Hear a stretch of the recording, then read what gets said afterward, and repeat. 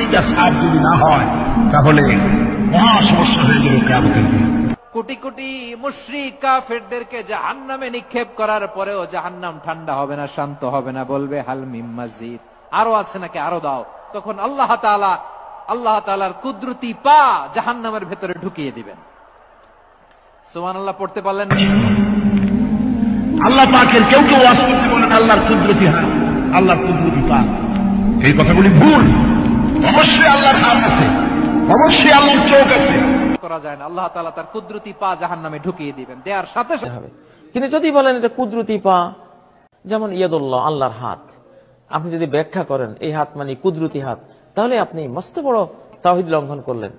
কুদরত আপনি কই পেলেন? এটা কুদরতি হাত কে বললো? এটা হাত হাতেই, কামা ইয়ালিকু বিজালালি, আল্লাহর হাত আছে, করা যায় না। আল্লাহ তাআলা তার কুদরতি পা জাহান্নামে ঢুকিয়ে দিবেন, দেওয়ার সাথে সাথে করতে হবে।